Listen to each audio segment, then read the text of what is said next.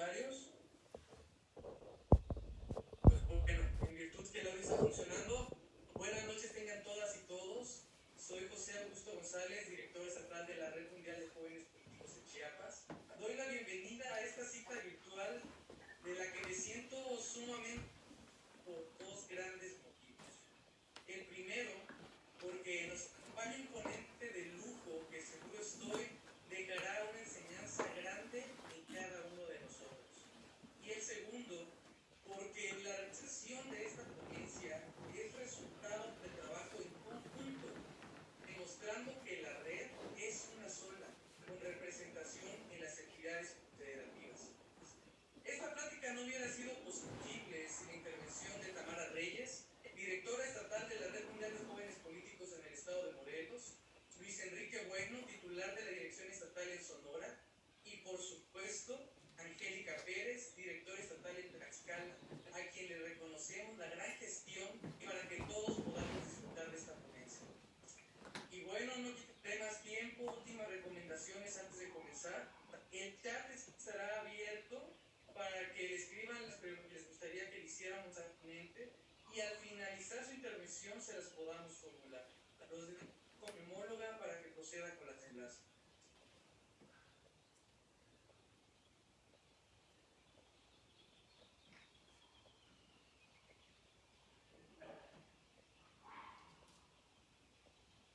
Hola, muy buenas noches a todos. Agradecemos muchísimo la participación y el interés a esta conferencia, así como también a nuestro invitado especial que tenemos el día de hoy. Y bueno, sin más preámbulo, realizaré la lectura muy breve de su currículum del licenciado Héctor Israel Ortiz Ortiz. Él ha desarrollado una impresionante carrera política y académica en la entidad. Incursionó en la política como militante del PRI y en el servicio público en Tlaxcala, mismo año en el que se promovió la creación de un patronato pro universidad en el estado de Tlaxcala, de la cual en el futuro llegaría a ser profesor y rector de la Universidad Autónoma de Tlaxcala. Se ha desempeñado en calidad de servidor de coordinación política con los poderes de la Unión en la Secretaría de Gobernación, Procurador General de Justicia, Secretario de Educación Pública, Director de los Servicios Coordinados de Educación, Delegado Federal de Trabajo, y dentro de las actividades partidistas destaca el haber sido diputado local y legislador federal en 2 ocasiones. Asimismo, asumió el cargo como presidente municipal de la capital tlaxcalteca y gobernador del mismo estado. Sin más preámbulo, cedemos el uso de la voz al licenciado Héctor Israel Ortiz Ortiz. Muchas gracias. Con un saludo cordial a quienes nos favorecen con su atención el día de hoy, iniciaré esta plática con una afirmación pertinente. Estamos viviendo actualmente una experiencia inédita en México y el mundo. A todos ha tomado desprevenidos la situación que confrontamos. Algunos gobiernos y personas han dimensionado con mayor proximidad el hecho y han reaccionado mejor que otros, evitando muchas pérdidas de vidas humanas. Otros, no tanto. En fin, esto solo se sabrá con certeza cuando haya concluido la contingencia. Mientras tanto, no está por demás que tomemos todas las previsiones que el buen sentido común nos aconseja. Pero como la política y el gobierno seguirán siendo consustanciales al interés humano, me han invitado hoy los jóvenes de la Red Mundial de Jóvenes Políticos a referirme a una experiencia personal que espero sea útil a quienes nos ven y nos escuchan por estos modernos procedimientos audiovisuales remotos. Preciso que esta charla va dirigida a jóvenes que se inician o pretenden iniciarse en la actividad política con el afán de servicio público. No es una charla dirigida a expertos del tema, sin duda que cada uno de los subtemas pudieran ser motivo de un tratado completo. Como el día de hoy nos observan jóvenes de Latinoamérica. Daré un breve contexto. La elección en que participé ocurrió en el estado de Tlaxcala de la República Mexicana en el año 2004. En el año 2002, el PRI, partido mayoritario en todo el país por más de 6 décadas, había perdido la presidencia de la República ante el Partido Acción Nacional. Ya antes en Tlaxcala, el PRI había perdido la gubernatura ante la izquierda representada por el PRD. Se iniciaba entonces apenas una lucha electoral realmente competitiva. Ya no bastaba, como en el pasado, que se situara junto a tu fotografía la imagen del PRI para poder ganar. Hago una pausa para agradecer de nueva cuenta a los jóvenes que me hicieron esta invitación para disertar sobre cómo ganar una elección para gobernador de un estado en situaciones adversas a la pretensión de un candidato. Preciso aquí recordar la afirmación de Ortega y Gasset como el resultado de la acción humana tiene que ver con su circunstancia. Habré de ocuparme en este breve espacio de 10 puntos que pudieran resultar del interés de la audiencia. Para ser candidato, se requiere en primer lugar ser conocido. Hay excepciones como en toda regla. Poseer, 2, prestigio personal. 3, contar con recursos humanos y económicos necesarios. 4, generar expectativas de triunfo en el electorado y hacer una oferta segmentada adecuadamente y que sea creíble. 5, tener una estructura electoral completa. 6, hacer una campaña eficiente. 7, poseer el respaldo de uno o varios partidos políticos. 8, medir con objetividad las preferencias electorales. 9, vigilar adecuadamente el proceso el día de la elección, particularmente el día de la participación en las urnas. 10, defender eficientemente durante el proceso y el día de la elección en el ámbito jurídico y en su caso el triunfo obtenido. Ser conocido en el territorio electoral en que se va a competir es fundamental, aun cuando en la joven democracia mexicana hay excepciones. Cito el ejemplo de un candidato a presidente municipal del estado de Morelos que nunca existió ni en la realidad ni en las boletas. No obstante, los electores votaron por el partido sin el que hubiera una persona para el cargo específico, o candidatos totalmente desconocidos que ganaron una elección en virtud de que quien encabezaba la candidatura principal a la presidencia de la República los jaló con su prestigio personal. También algunos obtuvieron triunfos para el Congreso Federal y Estatal, pero a muchos los ciudadanos no los conocen aún. No obstante, fue la excepción en la más reciente elección presidencial. Obviamente esta no será la regla. El electorado aprendió. Lo normal será que la fortaleza de un candidato a gobernador consiste en ser conocido en todo el estado y su segundo atributo sea tener prestigio en el desempeño de alguna actividad social, de servicio público, de vinculación permanente con la sociedad. También pudiera ser un profesionista que se ha distinguido en el ámbito de su desempeño profesional.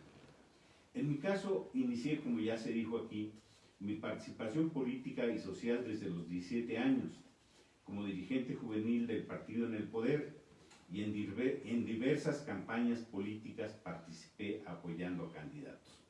Posteriormente me desempeñé como abogado postulante. Tuve la oportunidad de ser catedrático universitario y director de la facultad en la que realicé mis estudios de licenciado en Derecho, y también tuve el privilegio de ser rector de la Universidad Pública Autónoma que me formó. Al inicio de mi desempeño en el servicio público, tuve la oportunidad de ser dirigente del partido en el poder, procurador de justicia del Estado, secretario de Educación Pública, diputado federal por elección directa, funcionario en la Secretaría de Gobernación del país y secretario particular de la dirigente nacional de la Confederación Nacional Campesina, la organización de campesinos más importante del país. Y nuevamente fungí como rector de la Universidad Autónoma de Tlaxcala por un año, y en el año 2000 gané la elección para una diputación federal de nueva cuenta, siendo después electo como presidente municipal de la capital del estado. En 2004, iniciado el proceso para elegir gobernador de la entidad, hice pública mi aspiración, solo que en esta ocasión el partido en el que había militado por más de 30 años pretendía nominar a un candidato que obviamente no era su servidor, pero el impulso que me daban mis seguidores ya era considerable y no podía dar marcha atrás, y me respaldaban militantes no solo del partido de mi origen, sino también de otras expresiones partidistas, motivo por el cual convoqué a formar una gran alianza ciudadana con varios partidos que encabezó el Partido Acción Nacional y otros 3 con menor número de militantes. El mayor contaba en ese tiempo con 9 puntos porcentuales del electorado y los otros 3 sumaban una cantidad semejante. En esta situación, una circunstancia opera a mi favor. Los otros 2 candidatos provenían de una misma familia, el candidato del Partido Revolucionario Institucional y la esposa del gobernador en turno, emanado del Partido de la Revolución Democrática, que también aspiraba a sucederlo. Ambos candidatos competitivos por sus recursos y estructuras electorales. Su pretensión contrapuesta mutuamente debilitó ambos a fin de cuentas. Mi participación presentó otras dificultades. La esencial carencia de recursos económicos. Así, mientras los otros 2 adversarios contaban con todos los recursos, económicos sobre todo, yo no disponía casi de lo indispensable, pero sí con muchos simpatizantes, lo que hizo surgir la solidaridad de las personas que mediante donaciones en especie de pintura, mantas, folletos... No se escucha su micrófono, está bloqueado desde su computadora. Vamos a acercarlo un poco más. ¿Se escucha mejor ahí? No se está escuchando a través de la plataforma. ¿Se escucha mejor?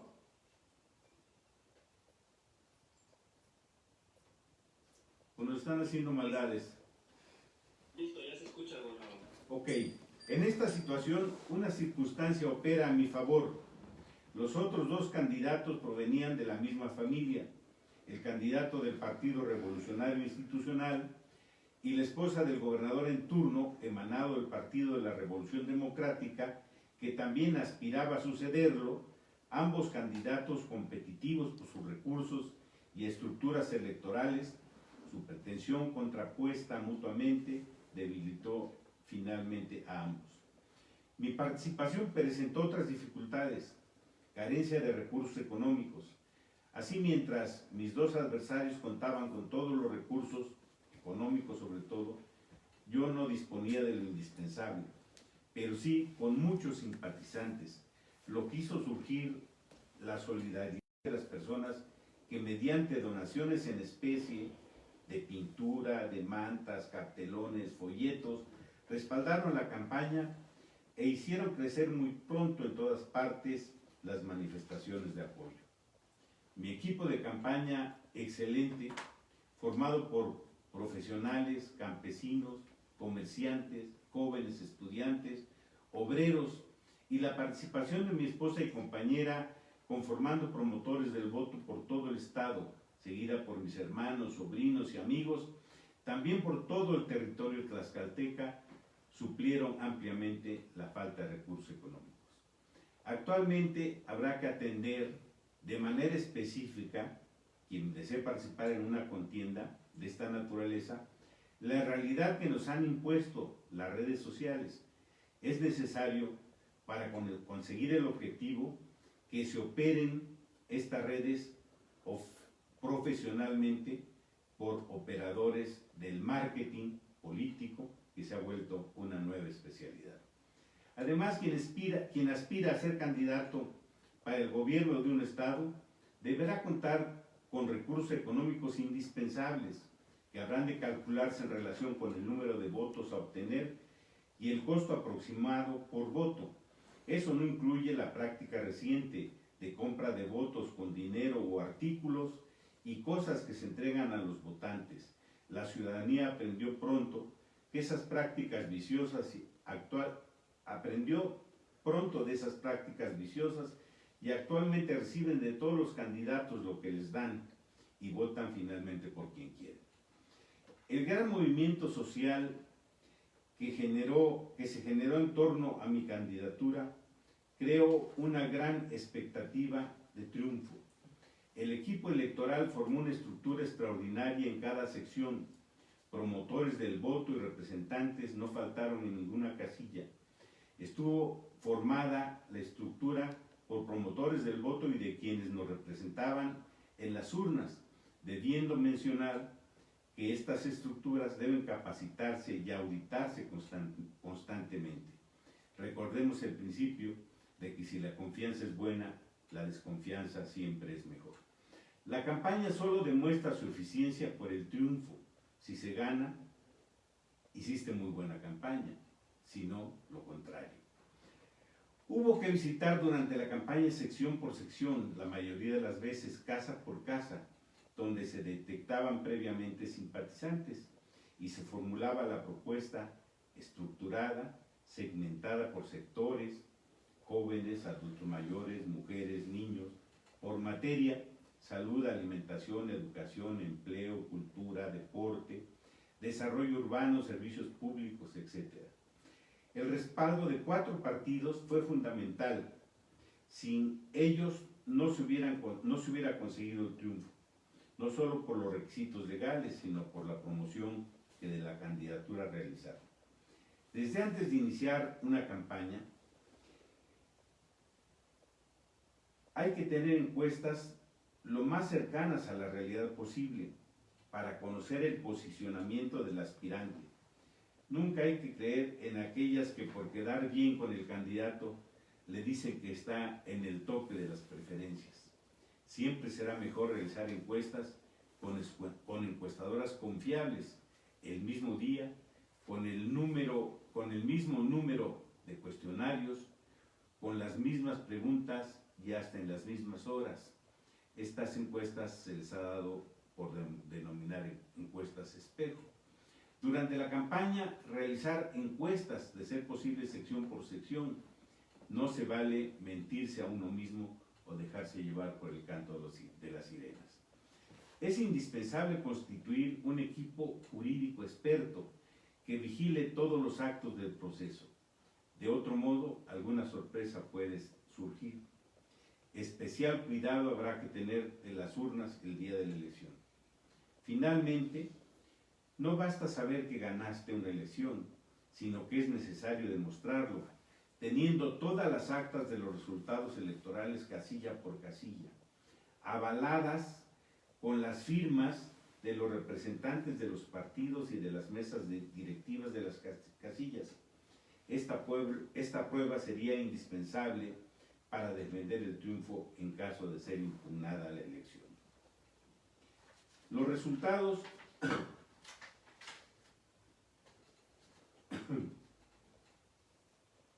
de la elección fueron sumamente cerrados. Apenas 0.70% de diferencia entre el primero y segundo lugar. Quien obtuvo el segundo sitio impugnó la elección ante los tribunales electorales, pretendiendo revertir los resultados. Sin embargo, la consistencia de nuestras pruebas documentales, fundadas básicamente en las actas de la elección sin ninguna impugnación, hicieron que el Tribunal Electoral de la Federación confirmara el triunfo que la ciudadanía nos entregó en las urnas. Finalmente, no basta saber que ganaste una elección, como ya se dije, sino probar con los documentos. Después del triunfo, el ejercicio del poder ratificará en los hechos el acierto de la ciudadanía, pues hay quienes ganando una elección muy pronto pierden el respaldo ciudadano, toda vez que el ejercicio del poder desgasta a quien lo ejerce. Finalmente, sería muy grato para quien gana una elección que después de concluida su gestión pueda caminar libremente por las calles de sus ciudades o poblaciones y la gente le salude con atención y respeto. Esa será la mayor prueba de un desempeño adecuado a los ojos de los electores y habrá valido la pena tanto esfuerzo para ganar una elección y satisfacer en un porcentaje razonable los anhelos de quienes te dieron su voto y su confianza. Estoy a sus órdenes por si existen preguntas.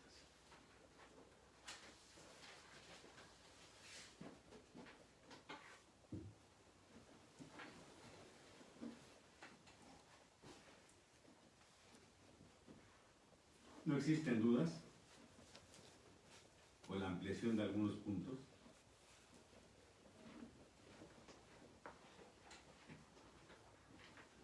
¿O no se escucha?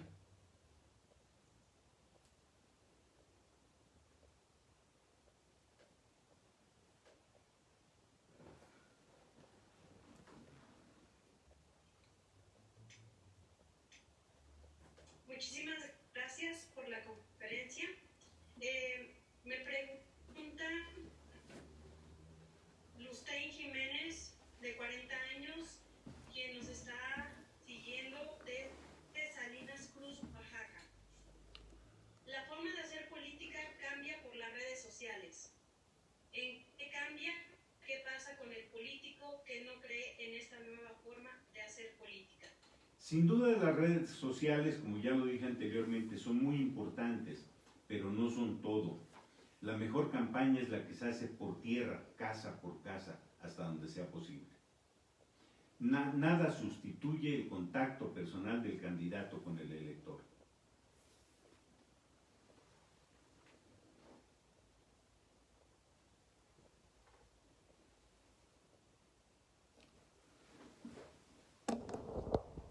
¿Hay alguna otra pregunta? Muchísimas gracias, licenciado. Otra pregunta que nos realiza Emanuel Romano Cuateconci, del estado de Tlaxcala. Él es estudiante de ciencias, políticas y la pregunta que realiza es: ¿cómo se debe actuar ante aquellos que traicionan en la campaña? ¿Que traicionan en la campaña? Así es. Ok. ¿Cómo se debe de actuar ante aquellos que te traicionan en la campaña?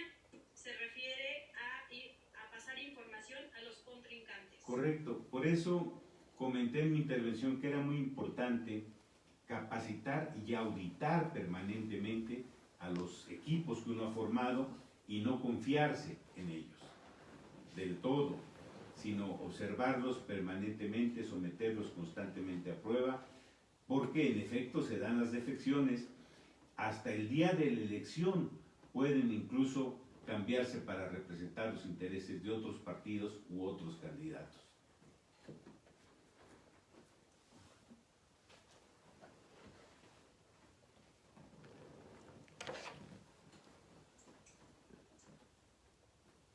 Bien, muchísimas gracias. Y existe otra pregunta: ¿cuáles son las necesarias para que la juventud actual se interese por la tía María Guadalupe Hernández Ambrosio, de 19 años de edad?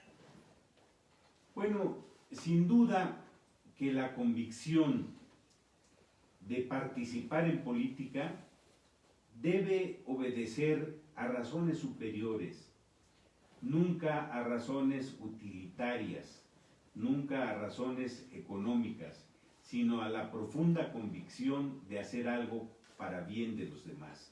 Si no tiene esa convicción quien pretenda dedicarse a la política, mejor que se dedique a otras cosas.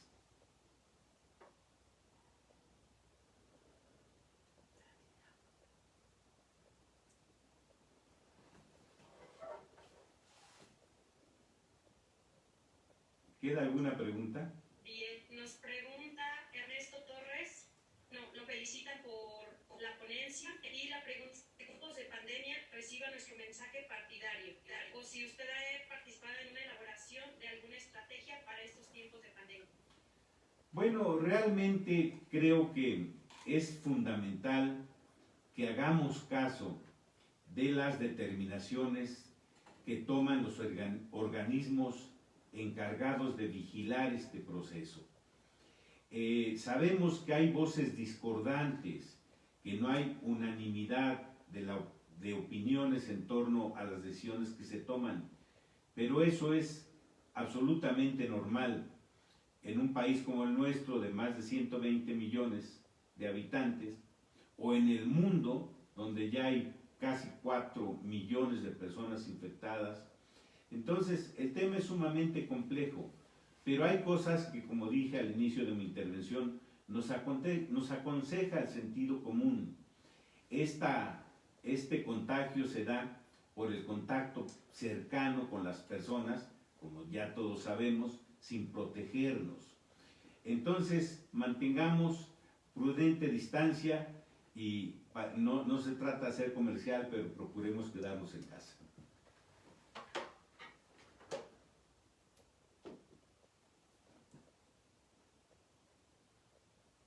Realice el candidato a contender a la gobernatura.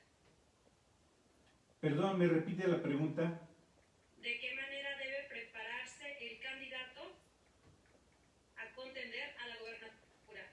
Debe prepararse, nutrirse de la realidad, de la entidad que quiere gobernar. Si no conoce la realidad, no podrá saber a dónde dirigirse.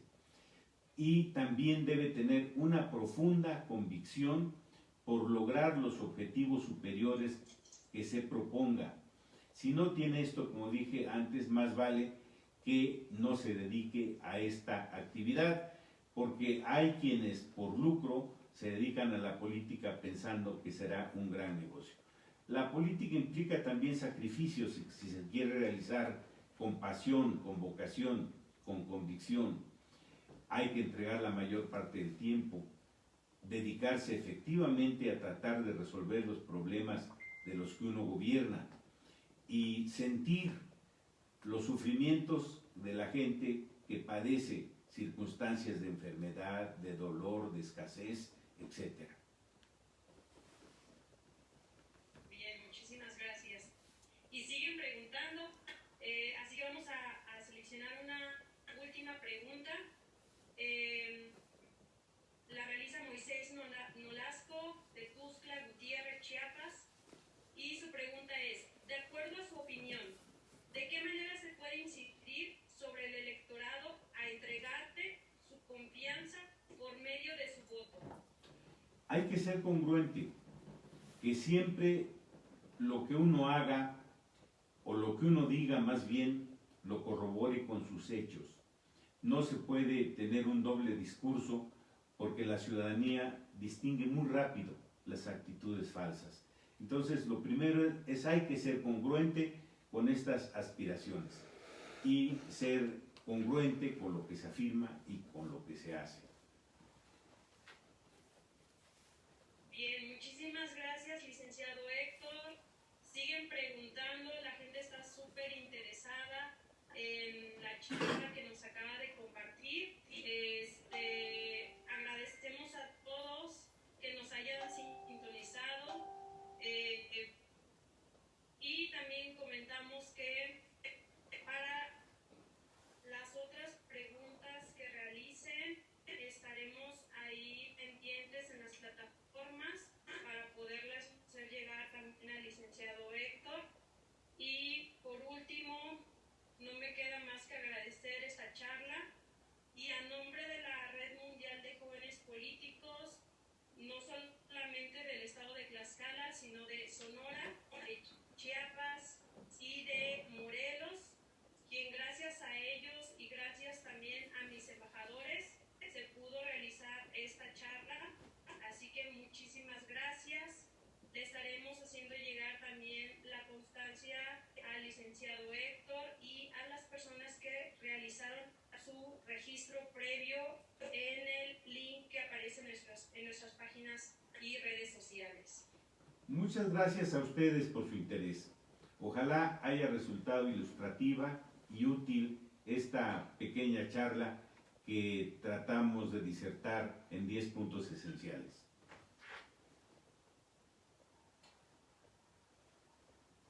Buenas noches y quédense en casa. Buenas noches, hasta luego, gracias.